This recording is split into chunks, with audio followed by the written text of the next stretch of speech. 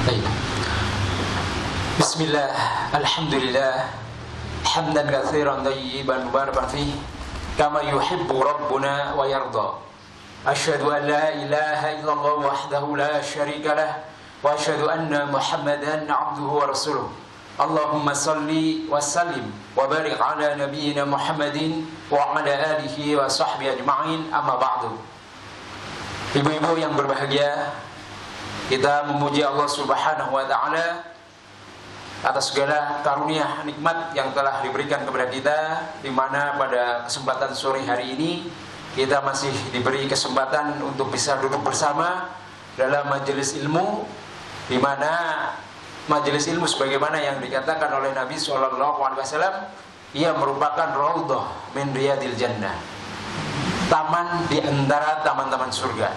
Makanya saya tidak heran ini, ibu-ibu meskipun hujan ya, cukup kenceng ini hujannya, bikin basah tapi tetap semangat. Karena apa? Karena yang dihadiri adalah salah satu taman di antara taman-taman surga. Nah, tentunya ibu-ibu sekalian juga sangat ingin kelak dimasukkan surganya Allah yang sesungguhnya. Ya, semoga kita semua terkumpul di surganya Allah Subhanahu wa taala ya, dengan kebahagiaan yang hakiki. Baik ibu-ibu sekalian, dalam kesempatan sore hari ini masih melanjutkan kajian kita di dalam membahas kitab ringkasan dari Fiqh Thaharah dari Syekh Alawi Ibni Abdul Qadir As-Saqaf, di mana pembahasan terakhir kita sampai nawaqidul wudu, pembatal wudu. Dan kita sudah sampai pembatal yang keempat, yaitu zawalul aqli bil jununi awil igma aw sukat. Jadi hilangnya akal baik karena gila ataupun pingsan ataupun mabuk. Iya.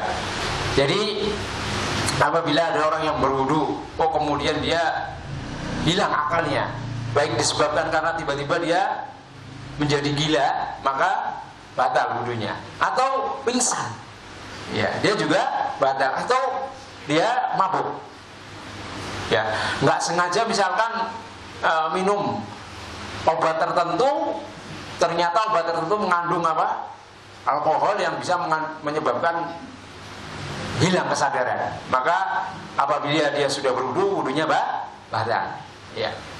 Baik, kemudian kita akan masuk ke pembatal yang kelima, yaitu massul fard, menyentuh kemaluan. Bagaimana hukum lelaki? Ini lelaki dulu, Bu. Bagaimana hukum lelaki ketika menyentuh kemaluannya? Ya, apakah hal tersebut menyebabkan wudunya batal atau tidak? Maka di sini Syekh mendatangkan dua pendapat. Ya, yang pertama pendapatnya katanya masuk zakar yang kudul wudu. Ya, jadi menyentuh kemaluan itu membatalkan wudu. Dan ini adalah dari pendapat mayoritas ulama. Ya. Jadi hampir semua ulama ya, jumhur berarti kebanyakan ya. Banyak ulama mengatakan menyentuh kemaluan merupakan pembatal wudu. Kalau ibu-ibu sekalian pernah mendengar pembahasan seperti ini? Kalau ada tangan menyentuh kemaluan, batal enggak wudunya laki-laki? Seperti itu?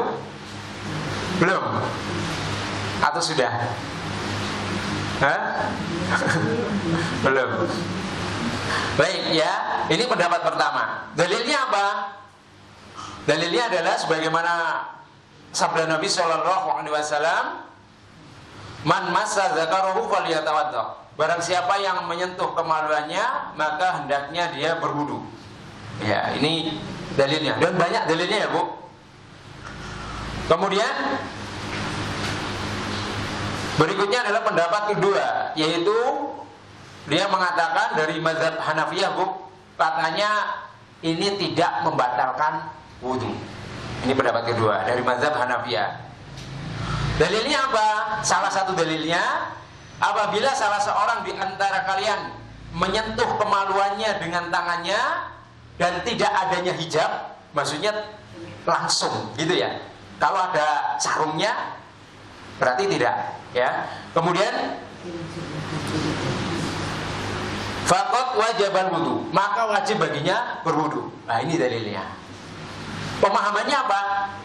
Pemahamannya gimana ini, Bu?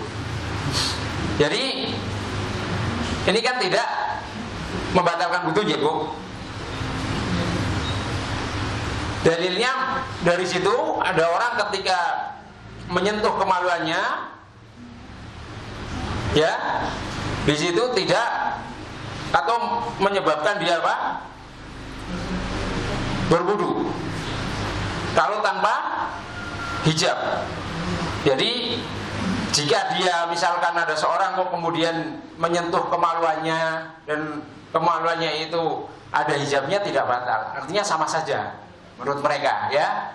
Baik ada ininya atau tidaknya tidak masalah. Tapi sebenarnya pada pembahasan ini ada beberapa pendapat, ada 5 sebenarnya. Tapi yang paling populer memang ini. Di antaranya adalah cabangnya bagaimana kalau nyentuhnya dengan bukan batinnya, zahirnya, sini. Ada pendapat tidak membatalkan. Ada yang mengatakan kalau menyentuhnya itu dengan syahwat maka jadi batal, seperti itu. Maka di sini kemudian diambil kesimpulan oleh ulama, menyentuh kemaluan bisa batal apabila terpenuhi 2 syarat. Yang pertama adalah apabila dia menyentuhnya dengan bagian dalam, ya, jadi bukan bagian yang lain, seperti itu. Kemudian yang kedua adalah menyentuhnya adalah tidak adanya penghalang. Berarti kalau menyentuhnya di luar celana batal enggak? Tidak. Ya. Yang membatalkan adalah menyentuhnya secara langsung dan dengan bagian dalam tangan. Nah, ini yang pendapat yang untuk mengakomodir semuanya, seperti itu. Jadi untuk kehati-hatian seperti itu. Jadi harus disentuhnya dengan bagian dalam tangan, kemudian tidak adanya pembatas, langsung plek gitu, maka batal wudunya. Bisa dipahami, Bu? Sampai sini? Baik.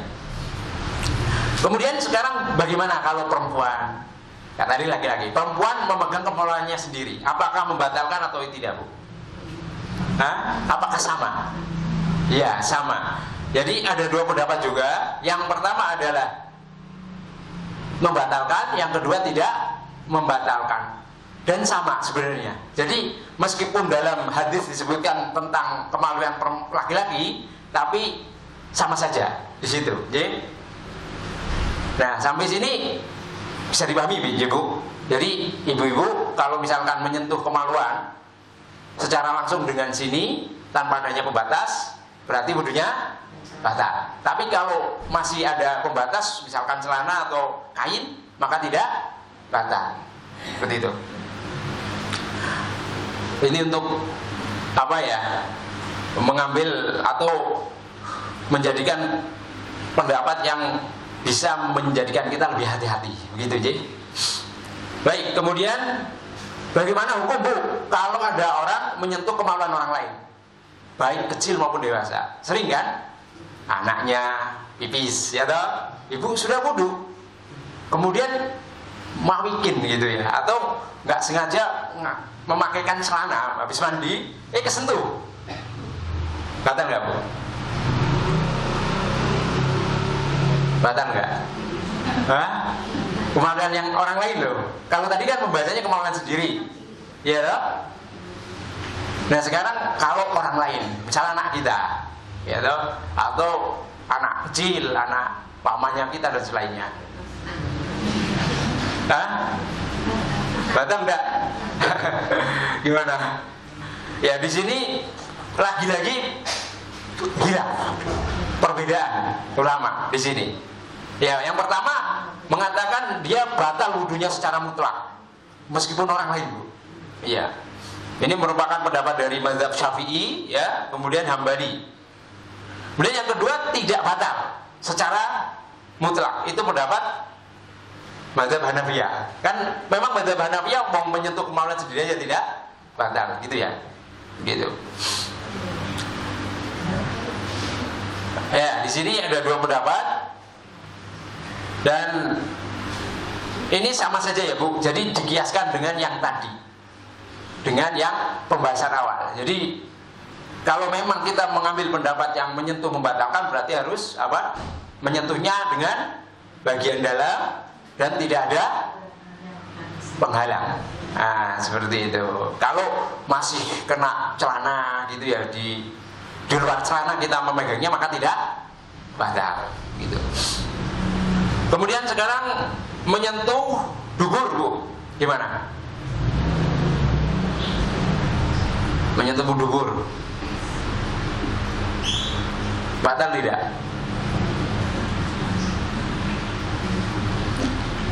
Nah, iya, jadi sama Bu, ini ada dua hal juga. Jadi satunya batal, satunya tidak. Iya, itu biasanya memang ada dua dalil yang kemudian secara zahir itu apa ya, agak bertentangan, tapi sebenarnya bisa dikompromikan seperti itu. Jadi, iya, di sini yang pertama mengatakan bahwasanya an-namas dzubur yanqudul wudu, bahwasanya menyentuh dubur itu termasuk membatalkan wudu. Ini mazhab Syafi'iyah dan juga Hanabilah. Dan ini juga pendapat sebagian para salaf seperti itu ya. Yang kedua adalah tidak membatalkan wudu. Ya, lagi-lagi pendapat siapa Bu? Mazhab Hanafi. Ya, jadi mazhab Hanafi seperti itu, memang enggak membatalkan. Maka ini juga sama seperti tadi kita, ya harus berhati-hati. Maka tidak boleh menyentuhnya langsung dengan bagian dalam dan juga harus dengan apa, pembatas biar nggak batal. Gitu ya.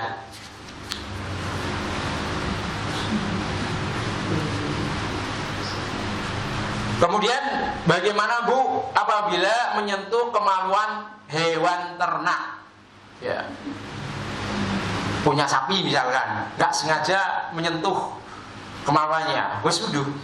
Entah laki-laki atau perempuan. Misalkan yang sering ngurusi ternak kan bapak-bapak ya. Bapaknya sudah wudu ini Bu. Nggak sengaja lagi ngusap-ngusap kesentuh gitu, gitu ya. Gimana? Batal nggak wudunya? Bu, kira-kira kalau hewan ternak, iya, di sini tidak membatalkan wudu Bu. Ini semua ulama sepakat. Ya, kalau kemaluannya punya ternak tidak menyebabkan batalnya wudu. Bisa dipahami sampai sini Bu? Iya. Ibu punya kambing, punya sapi, ya toh? Misalkan udah wudu, nggak sengaja ngemek kemaluan hewan tersebut, maka nggak usah wudu lagi karena tidak batal. Ya. Kemudian bagaimana hukum menyentuh perempuan? Nah, misalkan saya sudah wudu, tanpa sengaja menyentuh orang lain, perempuan, menyentuh, terus gitu, batal nggak? Batal atau tidak? Ini bukan kemaluan lagi pembahasannya, tapi kan sebenarnya kalau secara syariat sentuhan kan nggak boleh kalau bukan mahram. Nah sekarang dia sudah wudu kemudian kok sentuhan dengan perempuan, terus gitu ya, batal nggak? Cenggolan atau nggak sengaja nampak pundak gitu ya, batal tidak?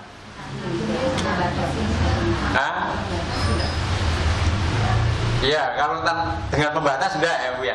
Sekarang misalkan nggak sengaja, kadang maaf di sebagian kita kadang-kadang masih melakukan salaman ya toh, laki-laki dan perempuan padahal bukan mahram gitu ya.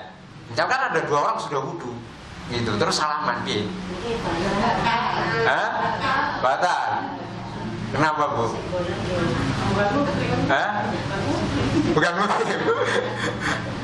Nah, bukan muhrim apa? Itu berdosa saja ya Bu ya. Tapi kalau dari sisi batal atau tidaknya, batal tidak? Ya.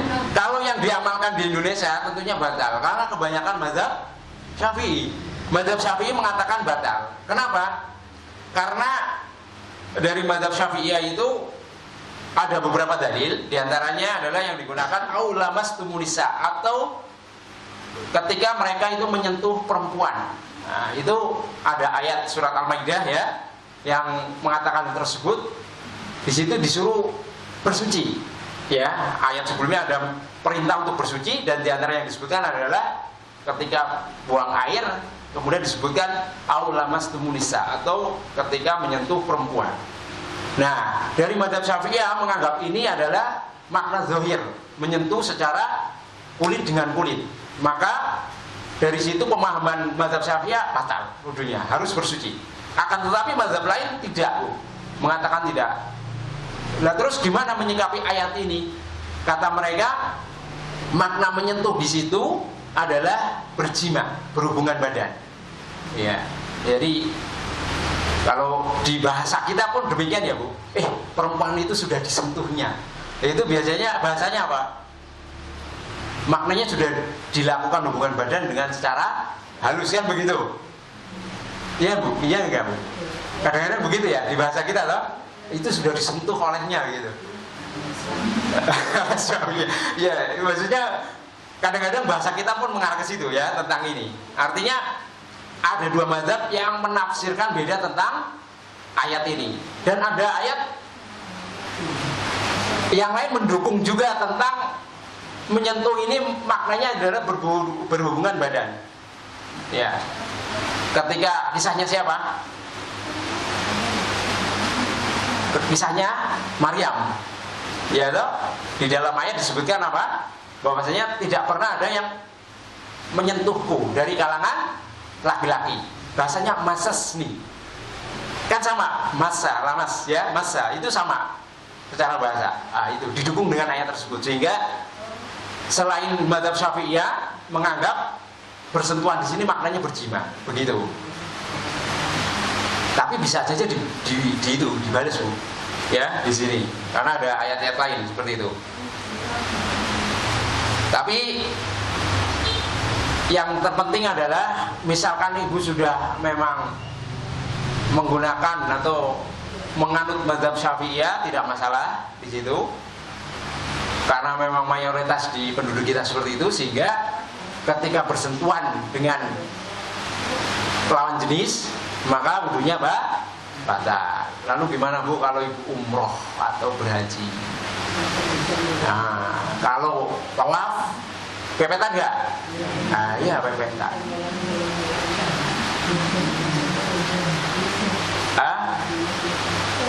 Gimana Bu? Padahal syaratnya tawaf harus apa? Cuci. Iya Bu? Ganti mazhab Pak, saya sekarang mazhabnya selain Syafi'iyah gitu. Ya nggak badan. Iya udah gitu ya Bu. Atau gimana?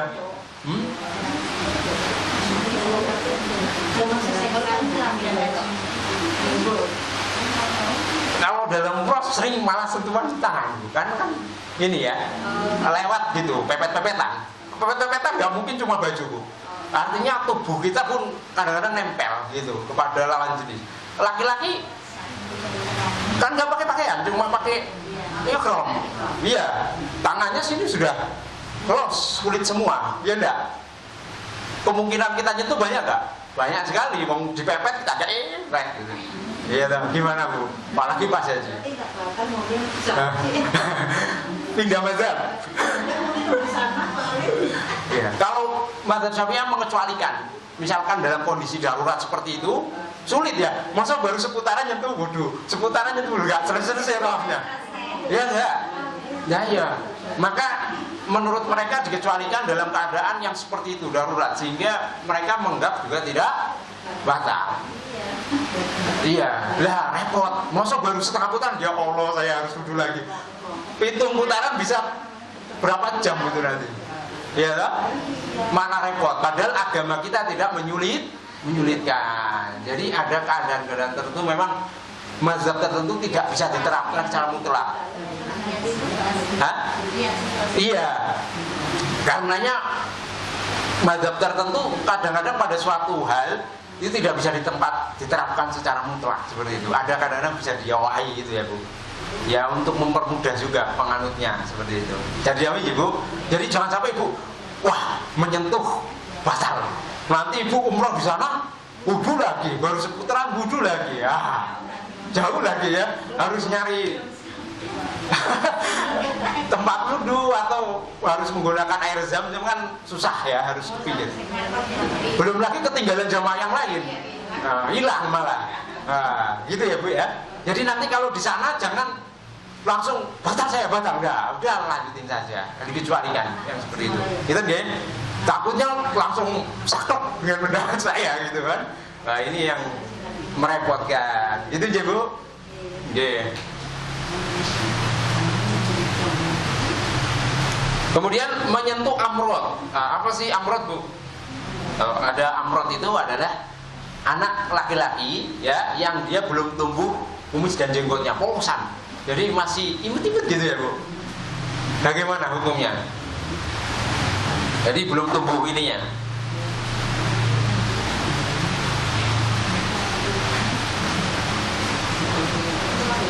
Ini tidak membatalkan wudu kecuali ya keluar sesuatu ya dari kemaluan si penyentuh. Ya. Ini makanya kadang-kadang ngapunten. Orang yang nggak tumbuh jenggotnya kadang-kadang kalau di sana ya itu membuat syahwat naik, gitu ya di sebagian orang. Alhamdulillah ya kadang-kadang laki-laki pun terpengaruh dengan seperti itu. Jika kadang-kadang menyentuh atau perempuan menyentuh seperti itu ya. Ini kalau tidak keluar sesuatu maka tidak batal, gitu ya. Masih imut-imut gitu.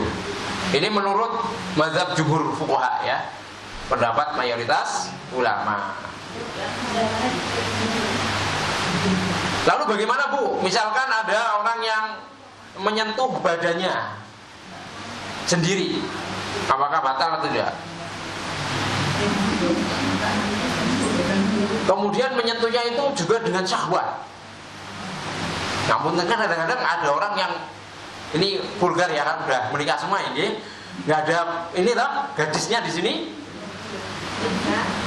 atau gadis tapi tahun berapa ini? 80, 70. Iya, jadi bagaimana ketika ada orang menyentuh anggota tubuhnya sendiri kemudian muncul syahwat sudah wudu, apakah batal atau tidak? Hah? Iya. Nggak keluar apapun, kan cuma karena naik syahwatnya gitu, kemudian dia menyentuh bagian tubuhnya gitu ya, seperti itu. Batal nggak? Kalau nggak keluar sesuatu nggak batal ya, karena bagian tubuhnya sendiri itu. Kecuali kalau keluar, nah, baru dia batal. Kemudian memandikan mayit, batal nggak Bu?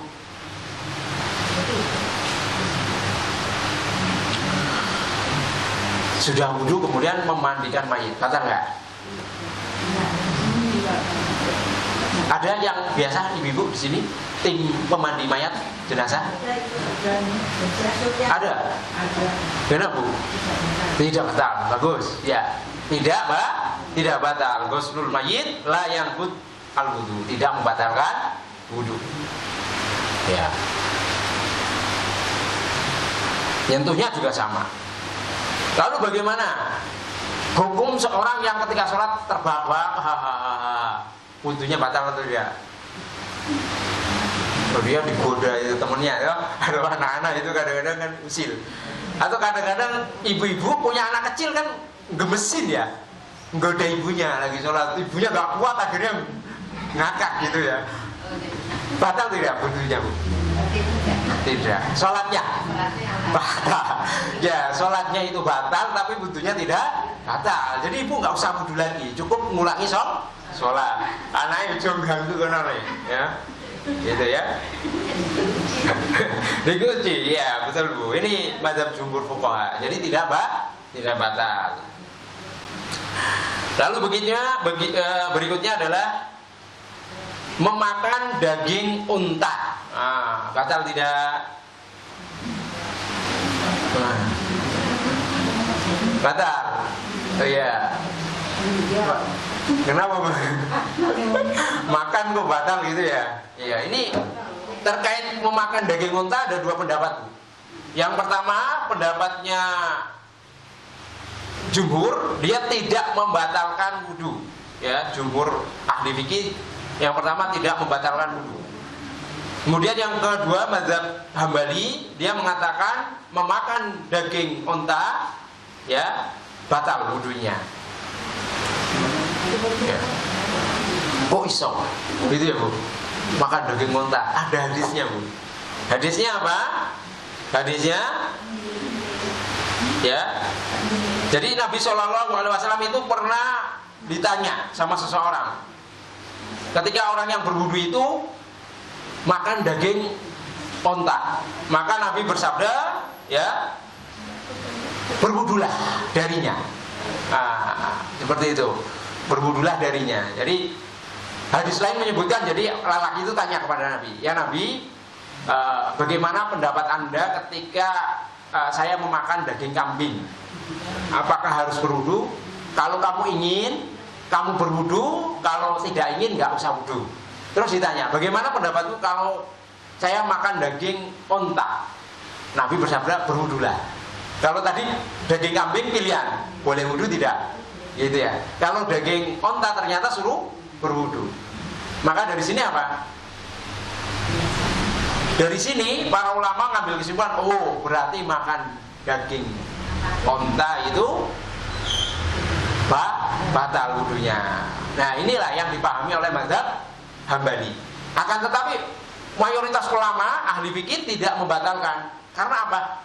Ternyata ada hadis lain yang menyebutkan itu perkara akhir dari Nabi SAW itu adalah meninggalkan wudu, ya, memasak enar. Jadi Nabi itu tidak wudu lagi ketika makan daging yang sudah dimasak dengan api.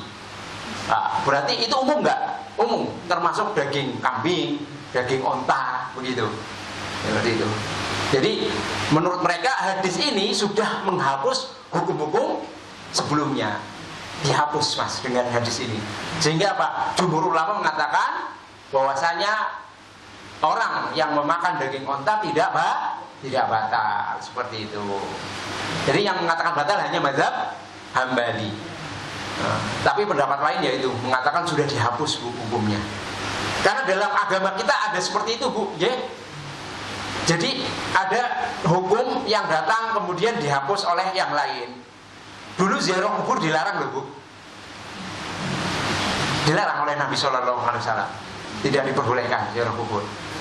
Tapi setelah itu ada hadis lain menyebutkan bahwasanya saya sekarang telah tahu bahwasanya berziarah kubur itu akan mengingatkan kita akan kematian sehingga banyak beribadah. Maka fazuruhu, maka berziarahlah, baru boleh berziarah kubur. Dulu dilarang Bu. Tapi setelah ada hadis tersebut berarti ya hadis larangan itu dihapus dengan hal yang boleh. Itu dalam agama sudah biasa. Seperti itu. Jadi ada yang hukum datang kemudian ada yang menghapus. Allah kan maha tahu tentang hamba-hambanya.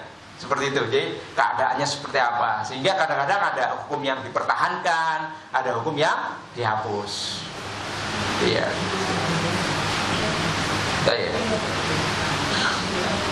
Lalu bagaimana Bu? Kalau tadi pendapat yang mengatakan bahwasanya mengatakan hukum makan unta itu bisa membatalkan. Lalu bagian unta yang lain seperti apa? Kalau bukan dagingnya, misalkan makan hatinya atau gajinya, batal tidak? Batal nggak? Kira-kira kulitnya misalkan, jadi nggak dagingnya? Ya di sini dua pendapat.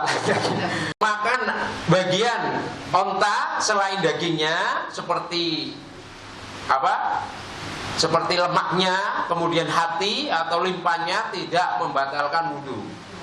Dan ini adalah pendapat yang disepakati oleh 4 mazhab. Berarti mazhab apa? Hanafi, Maliki, Syafi'i sama Hambali. Ya, mereka keempat mazhab berpendapat tidak membatalkan. Adapun salah satu pendapat, ya, mereka mengatakan apa? Batal. Tapi yang lebih kuat yang mana Bu? Tidak membatalkan, ya kan? Kemudian bagaimana hukum orang yang ridah? Ridah tahu Bu? Murtad. Udah wudu, naudzubillah, wa iyadzubillah ya, murtad orang tersebut. Wudunya batal atau tidak? Aku masih suci ini. Hah? Jadi murtadnya habis bersuci, Bu. Iya, Bu. Hah? Batal tidak? Iya. Di sini ada dua pendapat.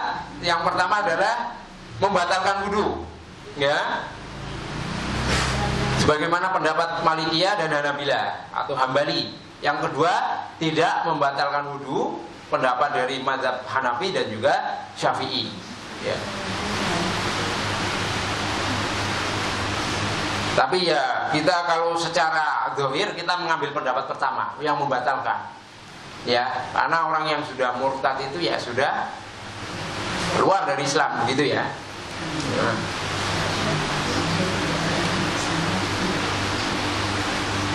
Baik, itu diantara pembatal-pembatal wudu. Banyak ya, Bu. Yang kita kenal paling apa biasanya? Kentut, ya toh? Kencing, terus buang air besar, gimana? Ya, terus apa lagi? Keluar sesuatu yang keluar dari kemaluan, gitu ya. Terus apa yang sering kita dengar selain tadi? Biasanya haid. Ya, itu tambahnya. Ternyata banyak ya, Bu ya, pembatal-pembatal wudu. Tapi pembatal-pembatal wudu yang disebutkan di sini umumnya kebanyakan yang sisanya adalah yang ada khilaf ulama. Ada perbedaan para ulama dalam masalah tersebut. Itu je. Baik, Bu, kita masuk ke pembahasan kedua, Faslul Tsani.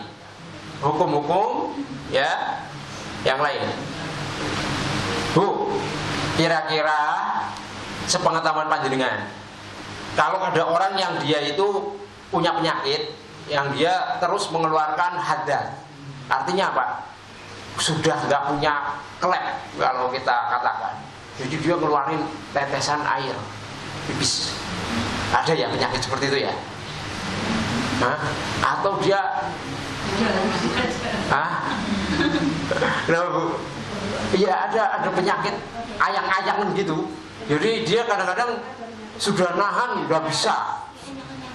Ada ya, nggak terasa gitu. Jadi dia punya penyakit seperti itu, keluar terus. Gimana, Bu? Ya, bagaimana hukumnya? Ketika dia berwudu kemudian keluar, batal nggak? Dia mau sholat nih, wudu, baru melangkah 2 langkah, loh, ngacer, keluar, aduh batal. Wudu, keluar lagi, piye, Bu? Piye, Mas? Terus seminggu selama pun setengah bulan ini kemudian batal, Pak. Upama ini, upama cuma seminggu itu batal. Sehari misalkan baru wudu 2 langkah, ngeceret lagi, wudu lagi 5 langkah, keluar lagi, wudu, kemudian lagi berdiri, rukuk, aduh keluar lagi, seperti itu. Perlu wudu lagi enggak? Tidak ya. Ini dikecualikan. Jadi kalau ada orang penyakit seperti ini, ada keringanan, Bu. Ya, jadi jangan sampai kita harus wudu enggak. Jadi monggo diselesaikan sholatnya, gitu je. Jadi kalau sudah ada penyakit seperti ini, tidak ada beban yang mengharuskan lagi, karena berat. Besok-besok masuk angin malah jadi meriang toh. Nah, malah jiwanya bahaya kan begitu. Angin duduk malah kan bahaya, Bu. Gitu ya. Kemudian gimana, Bu, hukum syak di dalam wudu? Misalkan orang itu sudah yakin ya, sudah bersuci, tapi kemudian dia itu ragu apakah keluar hadas atau tidak. Kadang-kadang ngapunten, orang ya toh sudah wudu, kemudian agak jarak beberapa saat koyo ono keluar angin, koyo enggak. ya mepet gitu, tapi iya itu dibangun di atas apa, Bu? Wudu lagi atau suci? Jadi syaknya di dalam wudunya, ya. Apa tadi? Syaknya di dalam hadasnya. Apakah hadas atau tidak ya tadi ya? No sing keluar ayo dari angin keluar enggak gitu. Kalau duit jelas ya, Bu, keluar ini gitu. Dia syak ini. Koyoknya halus banget lah gitu ya. Sampai-sampai dia ragu apakah itu hadas atau bukan. Itu. Apa yang harus kita yakini? Apakah tetap dalam keadaan suci atau batal?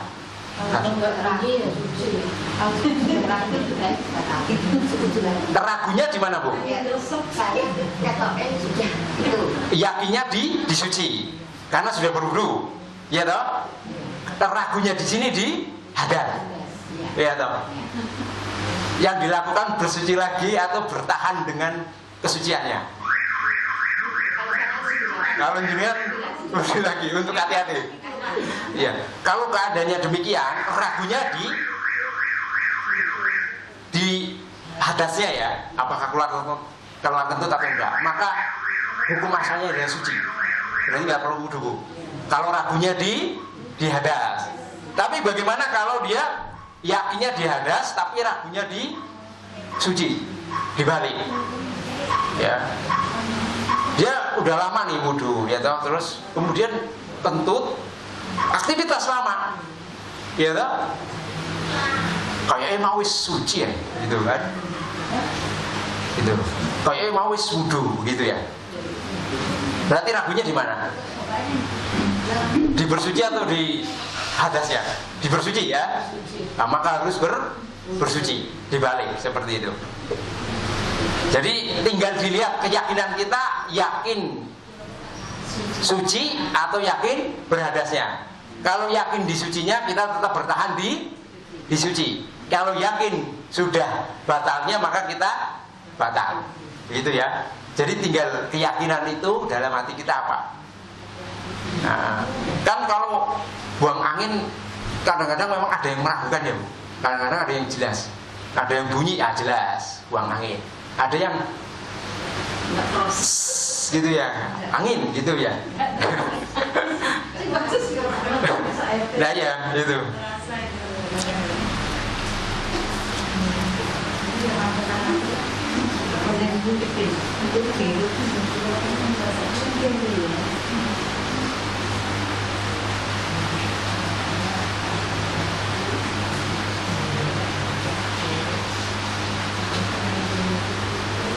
Baik, berikutnya Bu ya.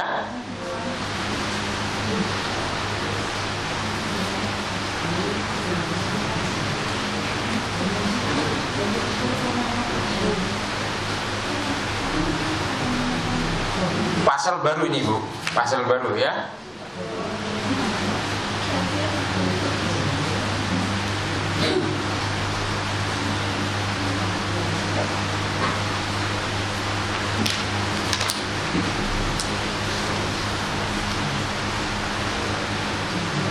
Kewajiban-kewajiban di dalam mandi. Jam berapa, Bu ya? Kasih kurang ya. Sekarang pembahasannya mandi. Kalau kemarin wudu ya, Bu, atau sekarang barusan. Baik. Apa sih mandi, Bu? Secara bahasa apa? Iya, secara bahasa itu adalah, secara bahasa itu menyandarkan air pada sesuatu secara bahasa. Tapi secara istilah adalah mengguyurkan, ya, mengguyur badan dengan air dengan niat yang sudah dikenal. Ya. Jadi mandi itu apa? Mengguyur badan dengan air dengan niat yang sudah dikenal. Itu makna dari apa? Dari mandi. Yang pertama adalah al-janabah. Apa itu janabah, Bu? Hah? Janabah secara bahasa adalah al-bu'd. Jadi jauh, ya. Kemudian secara istilah janabah itu adalah inzalul mani. Jadi apa? Terpancarnya air mani atau bertemunya dua khitan. Berarti bertemunya antara kemaluan laki-laki dan kemaluan perempuan. Ya. Kenapa dinamakan demikian? Karena itu merupakan sebab di antara orang untuk diperintahkan menjauh dari sholat secara syar'i. Gitu, jadi kenapa dinamakan janabah? Karena apa? Karena ketika orang itu keluar air maninya atau berhubungan badan, itu apa? Orang itu harus menjauh dari namanya sholat. Itu jadi.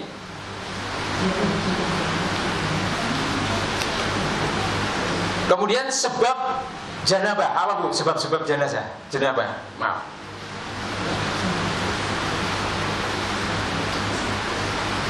Sebab janabah. Sebab mandi junub kalau bahasa kita. Apa bu? Yang pertama apa? Nah, keluarnya air mani, ya. Dengan apa? Muncrat dan berasa nikmat, maka mandi wajib baginya. Ini merupakan pendapat jumhur ulama. Jadi ketika orang itu keluar air mandinya, maka dia wajib untuk mandi junub.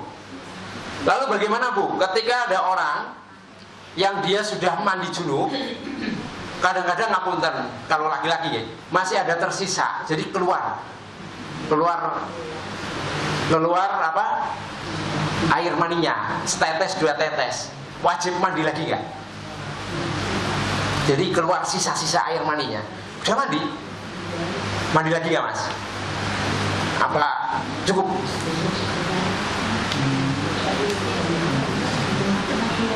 Gimana bu?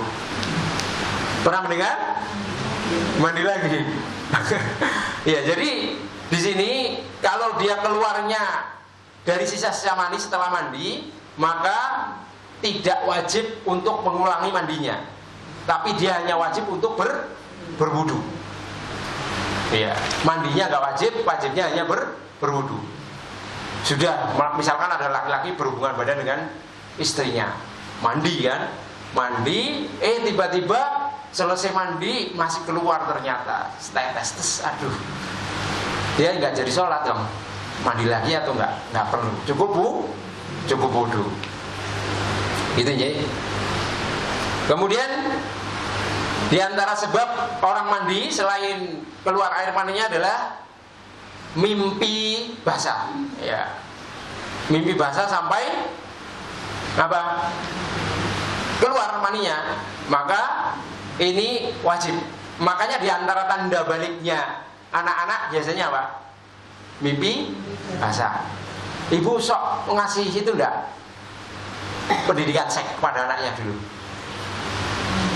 Tanya, pernah mimpi basah belum? Apa izin? Hah? Ada yang pernah memberikan pendidikan seks seperti itu? Enggak, anaknya tahu sendiri. Hah? Sekolah sudah dilajari.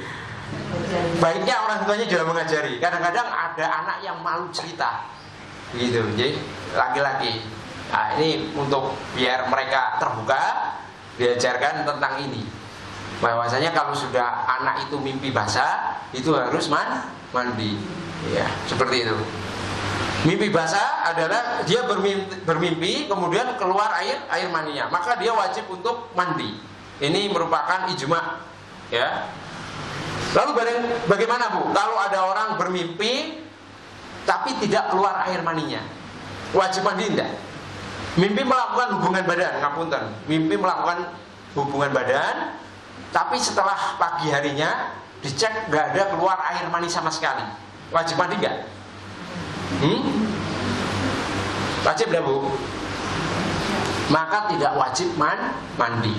Meskipun mimpinya melakukan seperti itu, tapi ternyata dalam mimpinya itu ketika pagi hari tidak mengeluarkan air mani, maka tidak wajib mandi. Ya.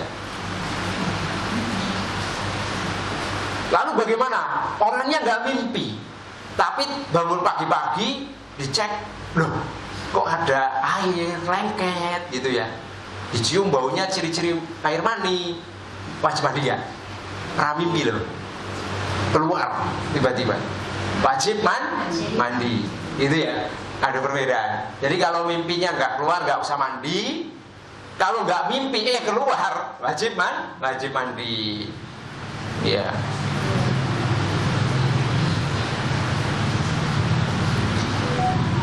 Kemudian yang berikutnya di antara orang yang harus mandi adalah al-jima, yaitu berhubungan badan. Berhubungan badan itu wajib mandi. Lalu bagaimana kalau hubungan badannya ngapunten, tiba-tiba dia berhubungan karena sesuatu, dia akhirnya nyabut, belum selesai, ya entah apa gitu ya, akhirnya kan belum keluar, wajib mandi ya? Nah, wajib ya. Kalau berhubungan badan meskipun nggak sampai keluar air maninya, dia harus mandi. Laki-laki dan perempuannya ya, seperti itu.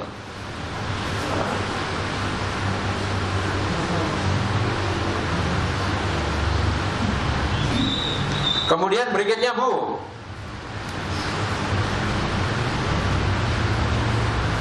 menyentuhnya kemaluan lelaki kepada perempuan, suami istri ya, ini ya, sentuhan toh. Apunten, agak vulgar ya. Gimana?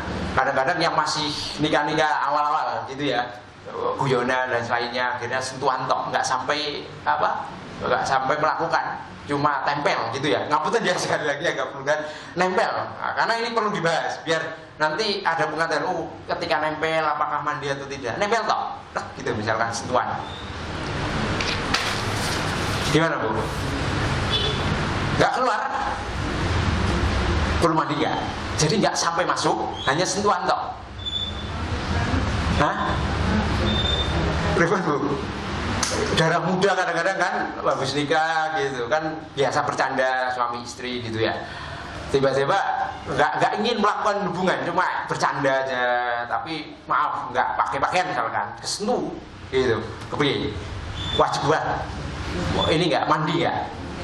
Enggak ya, kalau cuma sentuhan itu enggak, kecuali sampai masuk ya. Kalau sampai masuk maka harus mandi. Masuknya pun harus sampai kepala lelaki itu tenggelam, kepala bagian itunya ya. Ini vulgar ya, karena perlu dibahas. Mungkin ibu tabu ya, karena ibu-ibu ya. Kalau laki-laki nanti untuk cerita ke anaknya atau cucunya, ini Lili, kalau kamu begini sama istri kamu ya, tapi mengeluarkan kamu harus mandi, tapi kalau nggak sampai jangan mandi gitu, biar nggak kita ekstrim dalam sesuatu. Nah, ini nggak boleh, tapi ada pembahasannya. Bagaimana kalau ada orang mendatangi istrinya tapi di duburnya, ini haram ya. Tapi kan kadang ada orang yang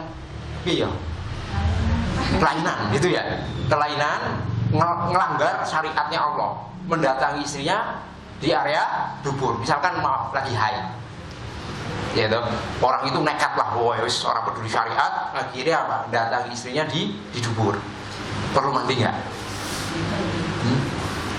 Bukan kemaluannya, tapi duburnya, iya Bu. Ini secara syariat sudah dilarang ya, maksudnya perlu nggak dia mandi gitu kan? Maka di sini ya, apabila seorang perempuan ya atau lelaki kemudian didatangi di duburnya, maka dia wajib mandi.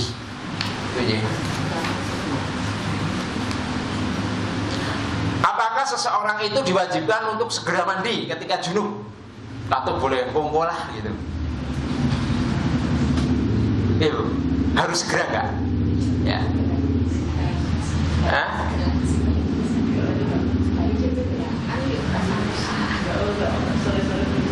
Lah kalau malam jam 12 ayo rakop bening godok Bu. Iya. Maksudnya wajib nggak bersegera? Kalau mau mandi boleh ya, tapi wajib nggak bersegera? Ya, nggak wajib, cukup ibu berwudu aja. Ya, nunggu misalkan jelang subuh begitu ya. Seperti itu.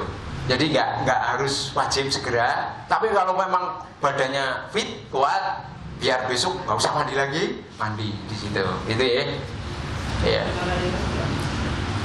Berikutnya adalah selesainya haid dan nifas. Ya, ini maka wajib orang untuk mandi. Ya. Ini ijma ya.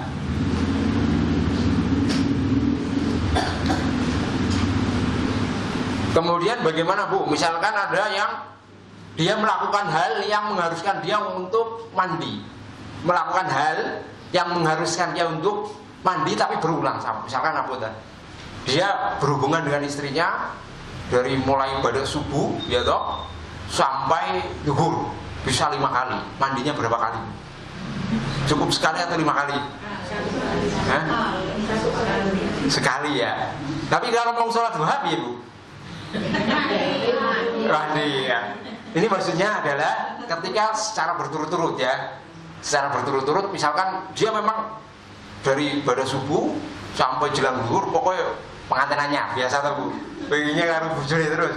Dia sampai melakukan hubungan sampai 5 kali gitu ya. Tidak mandi kecuali di akhir. Ya, seperti itu ya. Jadi tidak harus mandi selesai hubungan mandi dulu melakukan lagi, enggak harus. Tapi cukup sekali sudah mencukupi. Begitu ya. Masih ada waktu? Habis. Baik.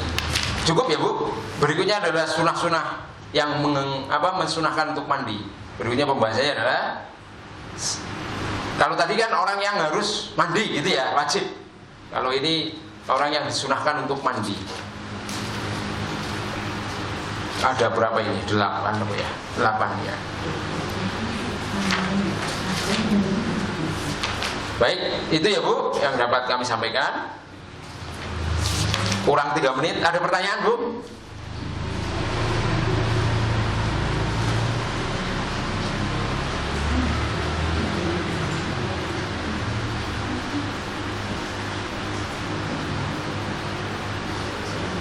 Ada pertanyaan? 3 menit? Tidak ada? Kita tutup ya.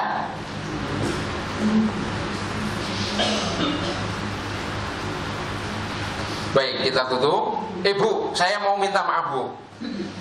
Yang tadi di pembahasan awal, yang tadi ada 2 pembahasan terkait dengan syak di dalam wudu.